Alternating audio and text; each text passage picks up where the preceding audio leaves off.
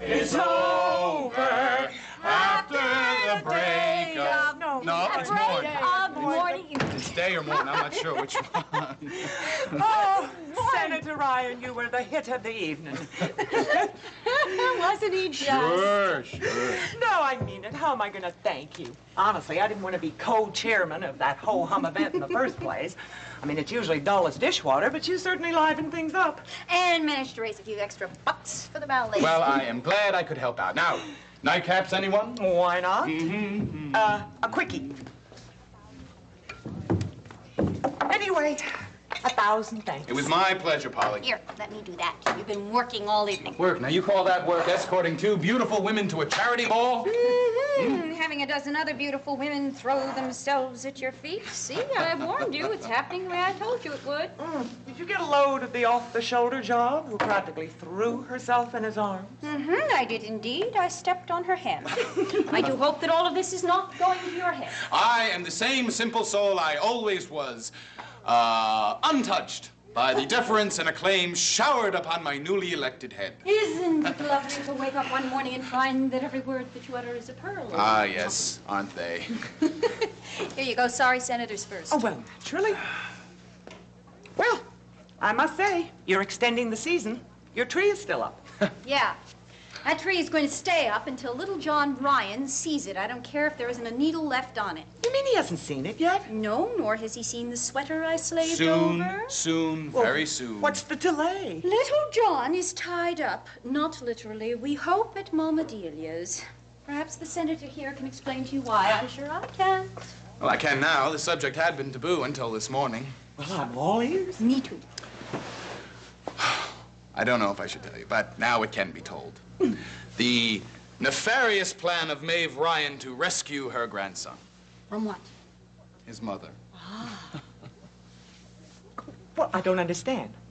Is this the big secret you wouldn't tell me on Christmas night? I'm afraid so. Now, not because I didn't want to. Da asked me not to. I think mainly because my mother was ashamed of herself. Your mother? Well, go on. I'm mystified. Well, I don't know if Ray's told you, but Delia had been threatening to reopen the custody suit for little John, and we were all afraid she might win now that she's married and can give John a home. And what a home. I mean, I don't want to be unkind, but Delia is a full-time mother? Ooh. That was my mother's feelings exactly. So she figured Dee and Roger ought to have some time together to learn the real values, the real aspects of parenthood. And so Christmas night, after little John went home with Delia, my mother's back suddenly began to act up. Ah, and that's why she didn't want him to come over here. That's right. That's right. I didn't know that at the time, of course. But then Doc called later on and explained. Now, the sensational thing about the whole thing was that the ploy worked like a charm. Dee dragged herself into Ryan's this morning, looking like something the cat dragged in, and completely capitulated. She says she can't cope with being a parent. She's dropping the suit. Well, hallelujah. Well, isn't that grand? Oh, your mother's a brilliant woman. Ah, yes, diabolically. Well, it's wonderful news, Frank. Maeve deserves a medal. Well, now, am I forgiven for keeping her secret? Yes, absolutely, I understand. I wish I'd been there to watch Delia try to cope. Oh, me too, me too.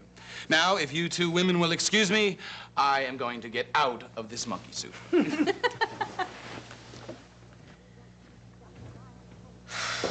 Damn, Delia Reed, double Ryan Coleridge. What the hell am I gonna do now?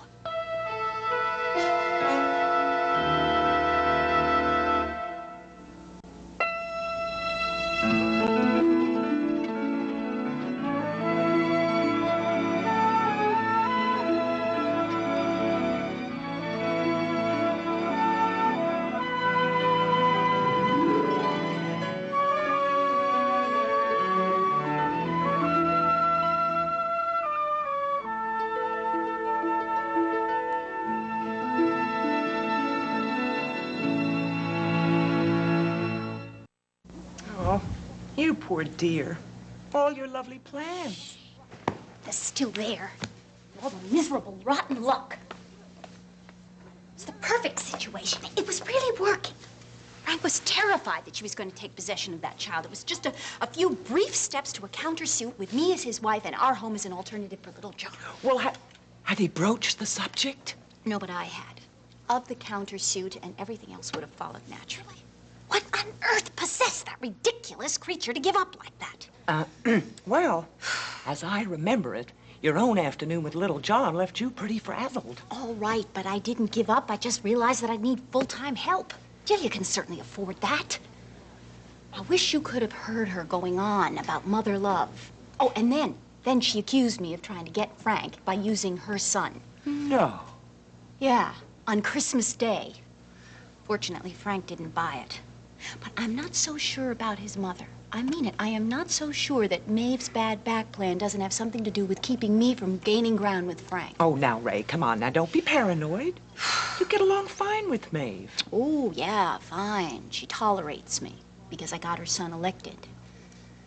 My main flaw in life is that I'm not Gillian Coleridge. Well, damn it, she is going to learn to like me. I mean it. She is going to learn that I'm a perfectly good stepmother for her grandson. I am not going to let this ruin everything. I just won't let it. But what are you going to do? I don't know exactly. I've gained a lot of ground with Frank through little John. He's got to be able to see that we could build a home together. I'll make him see it. Ray, a word to the wise. What? Don't push. I mean, just let things take their natural course. I don't think Frank likes being pushed. Frank likes what I like. The problem is he just doesn't always realize it until I point it out to him. Polly, I'm tired of waiting for what I want. I am not used to it. And I love Frank. And I am going to see to it that he marries me. How? I make myself indispensable to him. Ooh. Well, I must say, when you get an idea in your head, you certainly are dazzling. Well, here's to There, that's better. both. Now, can I freshen your drinks? None for me, thanks. No, me neither. It's been quite a night and quite a day. I wish you could have seen the expression on Delia's face this morning. Abject tragedy. Oh, well, lovely as it's been, it's past my bedtime. You haven't finished your drink yet, Pa. I'll take a rain check. Now, don't get up, dear. I'll let myself out. You look so snug. Bye-bye. Thank you. Bye-bye, love.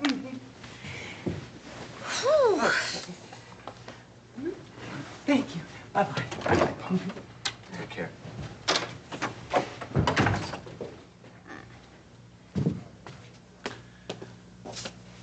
It's past our bedtime, too, hmm? Hey, can we just sit here and relax for a little while?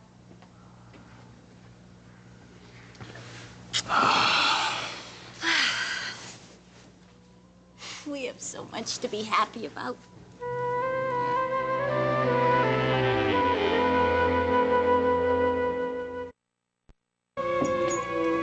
Hi. Hi.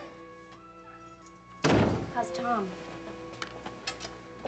Oh, when I saw him, he was still sleeping off the anesthetic. He came to for a moment or two, and Roger and Faith were there. There's been some involvement of the optic nerve. You can't see? Well, we knew that was the danger going in, didn't we?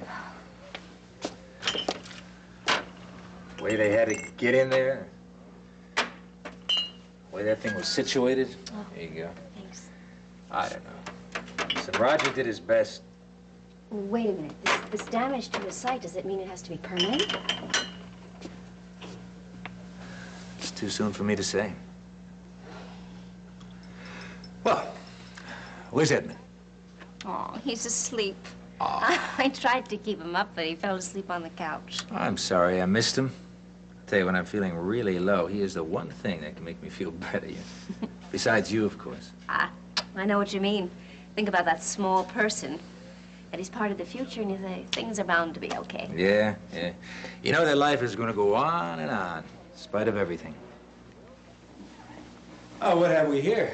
Let's see, bills, ads, bills, More ads. What else? Well, it's a little too early, I know, but I'm getting kind of anxious about those adoption papers. Yeah, me too. I think I should tell you that I went to see the Ryans yesterday to set up a time for Maeve and Johnny to have a visit with Edmund. Frank came by. Oh? And, we were right, of course. He did try to intervene with Judge DeCourcy. He admitted it. And the thing that really gets to me is how he can accuse you of being a controlling person and then turn around and do something like that. Yeah. Well, the best thing is it didn't work, huh? Yeah. Jillian, I have something to tell you. I did some intervening myself. You didn't talk to Frank. You told me you would. No, of course not, no. I went to see Ray. You what? I went to see Ray Woodard. I told her the story, and I asked her to do whatever was necessary to clear it up. Apparently, she did something because the judge came down on our side again. I don't believe you. You angry? Well, I thought you might be, but I knew I had to tell you. After the fact? I don't even know if I'm angry. But I certainly know that I don't like the idea of an appeal to Ray. It was a means to an end. I told Ray that if Frank could acknowledge Edmund, then that was a whole other matter. But she said that he couldn't. It was too big of a risk, and that he really had nothing to gain. What Ray did after that, I don't know, and very honestly, I don't care. Do you? I just don't like the idea of her involved in my life in any way. I can understand that. But the results are what we wanted, aren't they? Suppose so? Yes, of course. I mean, the adoption going through, that's the most important thing. I just wish you could have been a little more upfront about it. Sorry. I'll try to do better, okay? As a matter of fact, I think I should tell you something right now that's been bothering me with Edmund. We can talk about it.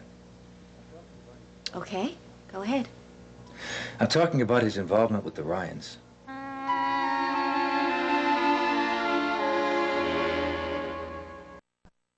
That's a closed issue. There's nothing to discuss. Oh, wait a minute. Hold on. Now, you say that you want things up front, but some things are off limits? I told Maeve and Johnny that they would be close to Edmund, and I intend to keep my word. And furthermore, I have the right to make that decision by a marriage contract that you initiated. No, absolutely true. But does that mean that I have to sit on my feelings about it? Particularly if I'm going to be his legal father? You're entitled to your feelings. Oh, terrific. I'm entitled to my feelings, but you won't consider them. I mean, at least hear me out. Okay, of course. Well, thank you very much. Hey, look. I'm asking you to consider the confusion of a child who is encouraged to be close to people who cannot acknowledge that relationship. Maeve and Johnny have always acknowledged that Edmund is their grandson. Not so. No, they cannot do that publicly because of the risk to Frank. And they can't do it privately either, because Edmund could never understand the distinction. Well, maybe he can't now, but in time you will. Are you suggesting that maybe we never tell him? Oh, come on. Of course not. Of course he should be told someday. But in the meantime, is it fair to let him get close to the Ryans, be treated as one of their own, but not have the words exactly say that? And then when he finds out, to learn that he can't tell it to anybody, that it has to be a secret? That's not the way it has to happen. Jillian, listen, I'm asking you to be realistic. If Edmund gets intimate with the Ryans, now see, I don't care how old he is when he finds out the truth. It is going to hurt him. Yes, and the truth is painful, yes. But I'm hoping that he's going to be secure enough to be able to handle that. Well, that's exactly what I am trying to be sure of. The less intimate he is with the Ryans, the more academic he can be about the whole thing. And the more he will have missed out on, because Maeve and Johnny have something very wonderful and positive to give him. We can give him that. And I say that he has the right to an extended family, and they have a right to know him and to love him. You hear what I'm saying? I am saying that he is going to be a darn sight better off if they love him from a distance. Do you know what you're doing? You're regressing. Yeah, you're very close to becoming that same old managing Seneca Bolak that we both knew only too well. Jillian, I am concerned. And I am telling you my feelings. Ah, you're not telling me. You're manipulating the same way you did with Ray, and I'll tell you something else. It scares me. I'm sorry. I mean, I don't know how to get you over your old fears. Seneca, they are not my old fears. They're yours. You're so frightened of that connection with the Ryans because it means a connection to Frank. And you don't want Frank in Edmund's life or mine. Wrong. Now, that is wrong. Now, if distance from Frank is a side effect, terrific. I'm all for it. But that is not what I am talking about.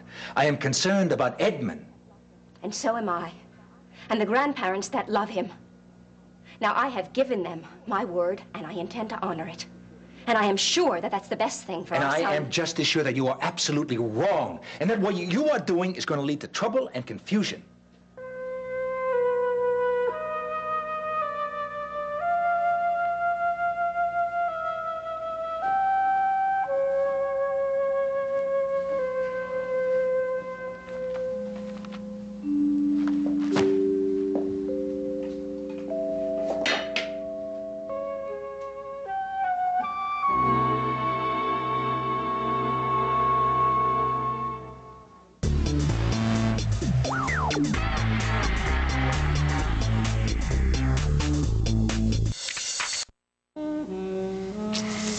What a lovely evening. Yeah, it was nice. And your news made it perfect. Jono, that is a big relief. Somehow I doubt that any judge would have given him to her. I'm not so sure, Ray. A contest between Delia and Roger Coleridge and Senator Frank Ryan with adequate help? No contest. Whatever. But it's a battle that doesn't have to be waged, and I'm glad because it would have been painful for you. I'm against that. Well, I was more concerned about my parents. Mother and Dad are breathing a lot easier. I'm sure they are. Yeah. You know, wonderful as they are with him, I think his favorite time is the time he spends with you. Well, I like being with him. It's funny, he gets more interesting every day, more of a person. You really ought to spend more time with him, you know? It improves your outlook. I bet it doubles your efficiency. Well, it could be. I wish I could swing it. Is there any reason why you can't? I mean, is there any real reason why he can't spend more time with you in Washington? Oh, no, Ray, it wouldn't be fair. How much time would I have for him? A couple of hours? But it isn't the quantity of the time, it's the quality. Besides which, he'd have a perfectly lovely nanny, and I'd be available to spend time with him. He likes me. We could do trucks together. I don't know. It's kind of crazy. I don't think Maeve and Johnny would object. Unless they bought Delia's accusations about me. Or you did. No, come on, Ray. All right. Then it's settled. He will make an extended visit to Washington. I'm sure you can find a nursery school, a splendid one, right near the hill. And then next year you can worry about kindergarten. Now, you are something else. You anticipate what I really like, then bingo, it's all arranged. You're welcome. It's kind of a hobby. Not a difficult one, because we share the same tastes. That's another thing. What? You know, I used to hate big dues like tonight. Well, social functions tend to be a lot more fun when you're a star. Wait till you get to Washington. The hostesses will kill themselves over... As long as they invite us both. Wouldn't be any fun without you. I get a lot more social mileage if you are an eligible bachelor, But I'm senator. not. I am not. Eligible, that is. A lot of lovely ladies are going to be very disappointed. Capturing a senator is quite a feather in one's cap. Well, I can forego being a feather in anyone's cap, unless, of course, you want to include you. Never thought of you as a conquest. Well, I am glad to hear that. How would you define our relationship? Well, how would you define this? This meaning what? Oh, I should have said it. Our relationship, us. No definitions at all. That's against the rules. We got to keep it flexible. I know. No commitments, as long as it's fun for both of us. Right? So what's wrong with that? Nothing. But I wonder sometimes if it's enough for you. If it's fair. Come on. Told you time and time again. I am capable of ending this situation anytime it gets painful for me. But right now, I don't want him. I'm willing to continue being your friend, your lover, your companion, and little John's official babysitter, if you like.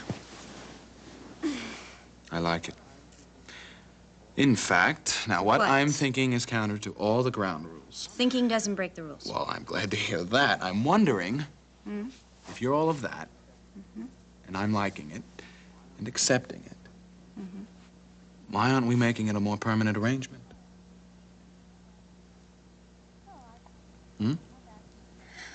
Well, I've asked myself that question, too, from time to time. I think you know the answer. No, I'm not so sure.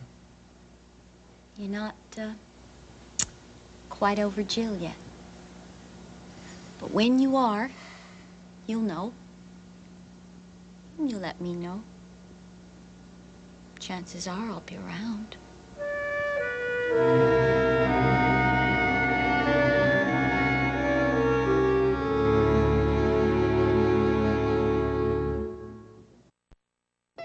Every weekend, girls just want to have fun. It's Gilmore Girls on SoapNet.